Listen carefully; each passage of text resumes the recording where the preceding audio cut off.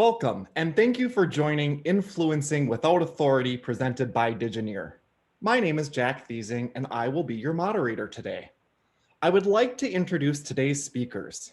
Kim Boesen is a certified Scrum product owner and certified Scrum master at Digineer and has specializations in machine learning and AI for healthcare organizations. In her 22 years of experience, Kim has spearheaded multiple key initiatives across a diverse range of industries, creating pertinent, cohesive, and leading-edge solutions by bringing stakeholders together at all levels to adopt, engage, and champion corporate IT process improvements. Eric Wittenburg is a BA consultant at Digineer. He has over 5 years of experience in business analyst and as a project manager. Eric specializes in the healthcare industry and has implemented organizational change for large electronic health record and pharmacy benefit management organizations.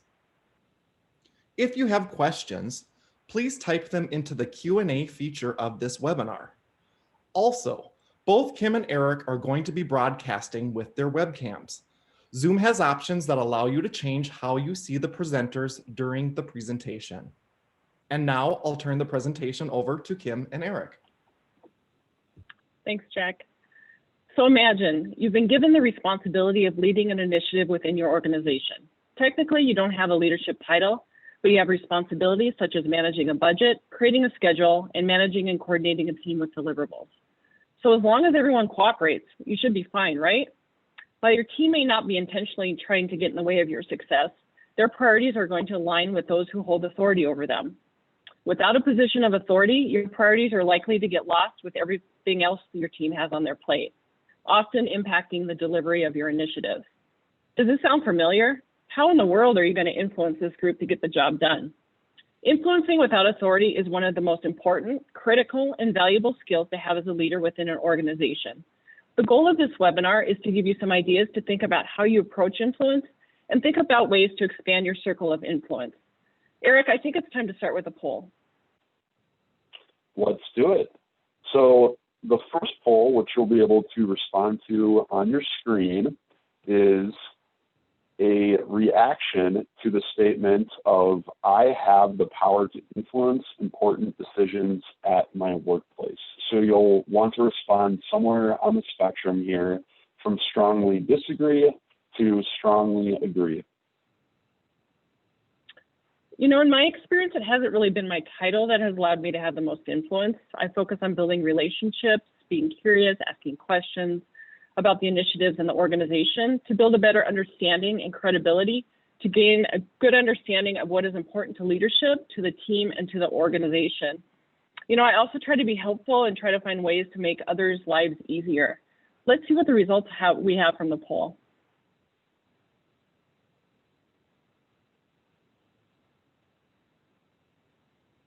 All right, so it looks like one person disagreed, 7 agreed, and 3 strongly agreed. So for those of you on this call, even though you may think that or may agree with the statement that you have the power to influence important decisions at the workplace, we hope that this is still valuable. We're going to be going over techniques that you can employ to further your skills in this space. And for the person that disagreed, hopefully you definitely get some skills here as well to maybe move you to the other side of the spectrum. It's interesting. You know, the way we look at influence definitely has changed over the years. It's a new indicator of success. So traditionally, success has been defined by power and authority. So the more power you've had, the more successful you'd be. And the rules have been changing. Individual success is often determined by the ability to influence others to achieve specific goals and objectives. Influence is not limited to a specific group of people. So think about it. If you know how to gain and use influence, your only limitation really is yourself. So let's think about it. What makes us influential? Think about some of the greatest influencers in the world. So Gandhi, Martin Luther King, Mother Teresa, perhaps an athlete, a musician, an activist, a leader you admire. Often the individuals with the greatest influence didn't use money, power, or authority. They were influential because of their ability to trust, to build relationships, and at the same time get people to align to their visions, views, and/or values. So let's talk about a few examples. Greta Thunberg, a Swedish teenager who skipped school to sit outside Swedish Parliament. She was holding a sign that translates into School Strike for Climate. She inspired an international movement to fight climate change. She became a leading voice, inspiring millions to join protests around the world. Since then, she's addressed heads of state at the UN, met with the Pope and the President of the United States, and has inspired millions of people to join the largest global strike in human history. And she was named 2019 Person of the Year by Time magazine. Next, we have Malala. She's a girl from Pakistan. She shared with the entire world her struggle to attend school under Taliban rule. Her near-death experience and her advocacy led to global awareness and support for access to education, and she became the youngest person ever to win the Nobel Peace Prize. So these are examples where these two had little authority, but they had a huge amount of influence. So influence is not limited to social justice, as most of the influence we care about happens in our company, our industry, our families, and our communities. Influence is the ability to have an effect or impact on an individual or outcome. Hey, Eric, let's look to see what Merriam-Webster has to say. So according to Merriam-Webster, influence is defined as the power or capacity of causing an effect in indirect or intangible ways. And authority is defined as the power to influence or command thought, opinion, or behavior. So when taken together, we're talking about influencing without authority, which translates to the power or capacity of causing an effect without the power to influence. So it's a bit of a contradiction in terms of how the words are defined. However, we believe that in practicality, it is very possible to influence without authority. So, Kim, let's talk about what others think that this can mean. So let's see what others have to say about influence. So think about it. In a time where everyone has a voice, what matters really is who we give our attention to and how much we trust them. So the power of influence comes down to a few simple things: who you're connected to, your relationships, and how much they trust you. Eric, I think it's time for another poll. Let's do it. So poll number 2, which again you should be able to respond to directly on your screen, is a multiple choice question which states, what barriers prevent you from influencing important decisions at your workplace? The first one is position or title. The second is relationships. Third, current team. Fourth, I don't feel comfortable. And 5, I have no barriers, I'm good. So respond to where you most fit out of these 5 options. And we know there's more options than just this. There could be several different barriers not listed here, but pick the biggest one out of these 5. All right, let's share the results. All right. So the results are position title is 29%, relationships is 43%, and I have no barriers is 29% as well. So again, a little bit across the board. I personally have experienced barriers from influencing without authority, so I can relate to this one. During my first consulting gig out of college, I was tasked with leading a cardiology electronic health record implementation for a large hospital. And I probably most empathize with the position or title one. All of the analysts on my team at the time were older and more experienced than me. However, I was the one who was tracking the project plan and also was the main point of contact for any of the technical build questions that the analysts had. So at the time, even though I didn't want to believe it, I knew that the elephant in the room was definitely my age and experience, and that it could potentially prevent me from being successful on the project. Yet I knew if I was going to be successful, I had to gain influence and trust over the team. So this is really when I got interested in this topic, because I had to learn techniques firsthand in order to succeed. So we're going to go over several techniques here. on this next slide. So these are all ways that we can be more influential. So the question is, how can you find your path to influence, and how can we be more influential? So the first one is understand what matters. Understand what matters to your organization, to your leader, to your community, your family, yourself. Build credibility, become an expert, be curious to increase your clarity and understanding. An example of this is when I was working within an organization, I was tasked with managing the replacement of a new reservation system. I was new in my role and I had a limited understanding of the technology and the use of this application. I decided to spend some time with users to understand how they use the current system, what they liked and what they didn't like, and ideas for improvement. I shadowed them and I started to get a good understanding of the system from their perspective. Then I met with the technical team to understand current state and discuss future state. With my understanding of users, I was able to understand what mattered and built credibility with the team.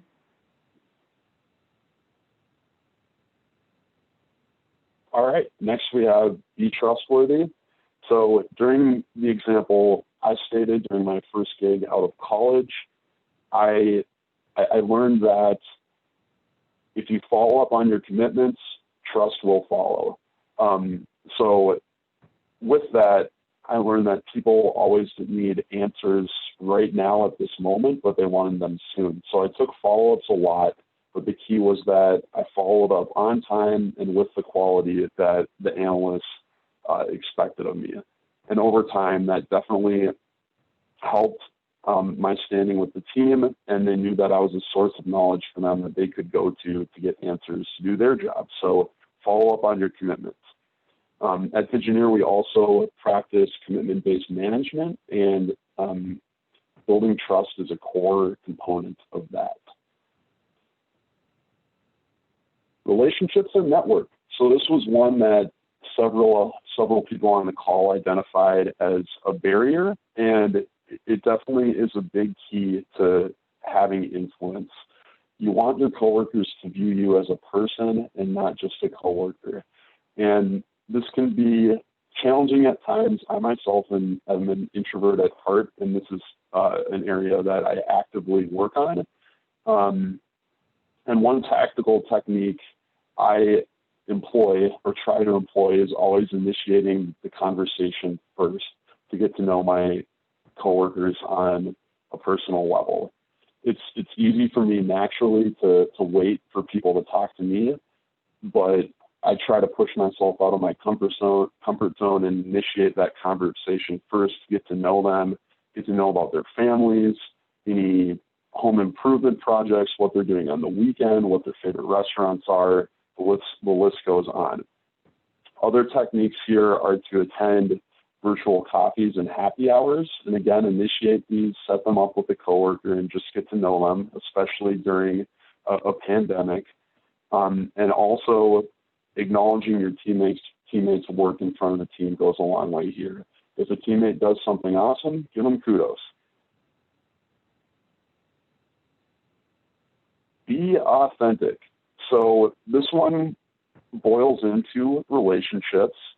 When you do chat with your coworkers, let them know the real you. Let them into your world and let them see a little bit about your passions.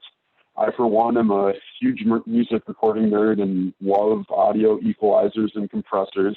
And if a coworker is curious about that, I'll let them into my world and let them know what I'm doing a little bit. Even though you might not think people care, they really do. They want to get to know you as a person. So be authentic. Next, we have listen.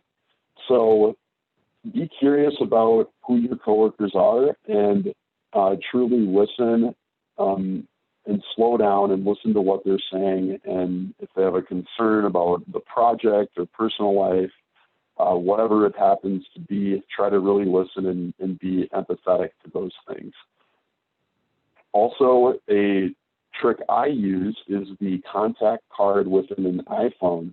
So especially when I'm on calls, I will sometimes jot down notes of maybe a coworker's weekend plans, and then the next time I talk to them the week after, I'll easily see what they did because I don't have the best memory sometimes. and then bring that up to them. And that itself can go a long way. If you just purely listen and remember something from a past conversation from their personal life. And if you've ever been on the other side of that and had a coworker that brings up something that you said and you can see that they really listened, you know the spark of joy that can bring you. Finally, we have be patient. So all of these techniques do take time. You might not see results right out the gate, but over time, the results are cumulative, and you will definitely reap the benefits of that. Yeah, and with influence, we bring people together with diversity of talent, knowledge, and experience to form bonds. So widening your network of relationships increases your influence. And think about building relationships before you need to be influential. Invest in long-term relationships and look for ways to be helpful to others to make their lives easier. This typically results in problems to be solved quicker and generally yields greater results. So Eric, I think it's time again for another poll. Yeah. So poll number 3, this is our last poll of the day. Which of the following techniques are you going to use for influencing without authority? So this is multiple choice. Answer number 1, understanding context of what matters to the leader, team, and organization. 2, relationships or network. 3, personal expertise and experience. And 4, which Kim and I are not above, is bribery, gift cards, coffee, cocktails, etc. So any one of these 4. And also, if you have other techniques that we did not mention for influencing without authority, please throw those in the chat. We're very curious to see what you all have done in this topic. You know, we have some examples. We tried to hit on the big ones, but you know, I'm sure there's more. So if you have some, definitely share them with us, and we will get to them during the Q&A. All right. So vast majority said understanding context of what matters to the leader, team, and organization. That's a great one. Then we had 3 for relationships and network, and 2 for personal experience and expertise.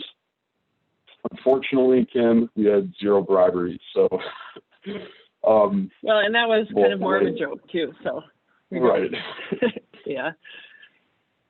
So you can influence without authority. We hope this discussion has encouraged you to think about ways that you're going to approach the way you influence differently. Essentially, the ability to influence is a key to success. Understand your influence in different ways will depend on the situation, and relationships are critical. Typically, those who have the most relationships have the most influence. And influence is the ability to have an effect on an individual or an outcome. So Eric, let's go through some key takeaways. Yep. So first, build trust and credibility. Big one here is follow up on your commitments with quality, and trust will follow. Next, relationships. Have your coworkers know you as a person and not just a coworker, and they will truly go out of their way to help you, especially when it matters most. And then finally, we have know your leadership and the team. So it seems like this one really hit home for a lot of you on the call. Really understand the context of the leadership, the overall mission for the organization, and have your actions and recommendations flow through that context. All right, so we're at the question portion. Jack, do we have any questions in the chat right now, or any additional influencing without authority techniques we can discuss? Yeah, and I'll say that if anyone's interested in learning more, there's a ton of information on the internet, lots of great books. There's also TED Talks, which are really helpful on this subject. So I would encourage to give it a Google, and you'll be in a very large influencing without authority world. All right, it doesn't look like we have any questions or final thoughts. So on behalf of Eric and Kim and Digineer, I'd like to thank you for joining the webinar. This concludes the webinar today. Please look for the recordings of our webinar on our YouTube channel and also follow us on our other social media channels. Thanks for joining and have a great day.